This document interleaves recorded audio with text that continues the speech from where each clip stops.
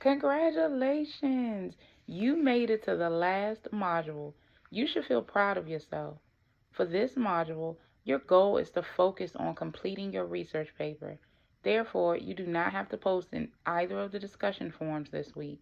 The only post that you have to make is the post to your final learning journal.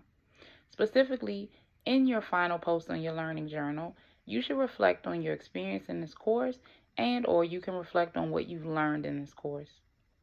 In terms of writing your research paper, please make sure that you review the grading rubric if you have not done so already.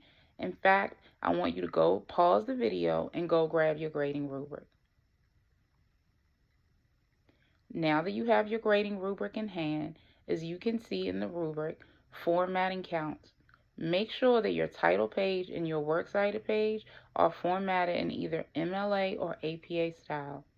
If you have questions about how to format your paper, take a look at the sample research paper under the Readings and Resources tab, or you can take a look at the formatting cheat sheet that I created, which is also under the Readings and Resources tab of this module, or you can use Purdue OWL's website. Also, here are 2 quick editing tips that can help you improve the grade on your paper. Once you finish your paper, read the last sentence of every paragraph out loud. Every paragraph in your paper should end with a sentence that reiterates your thesis. If it does not, change the ending of your paragraph so that it ties back to your thesis. Also, when you get done with your paper, read your entire paper out loud slowly in order to help you catch mistakes. Then, once you feel that your paper is mistake-free, have a friend or family member read your paper. When you hand it to them, do not tell them anything about your paper. Do not explain your paper prior to having them read it. Simply hand it to them and then let them read it. They should be able to follow your argument by reading what you wrote. If they can't follow your argument because they are confused, chances are when I read your paper, I'll also be confused. So again, if you hand your paper to someone and they read it and once they finish, they can't explain to you what your thesis is, they're unsure about your points, then that means your writing is unclear and you need to go back and tweak it a little bit. And that's okay.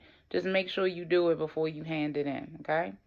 And as always, if you have questions about anything, please make an appointment with me. Finally, if you earned a B or higher in this class and you need a recommendation letter for maybe an internship, a class that you want to take, study abroad, anything like that, I'll be happy to write one on your behalf. I only ask that you give me the standard 2 weeks before you need the actual recommendation letter. Again, I'd love to write you one, but please don't email me the day before it's due and ask me to write you a recommendation letter. Just give me the 2 weeks and I'll be happy to write you one. Hopefully, I'll see you on Teams this module. Please finish your semester strong. Take care, stay in touch, and welcome to Module 7.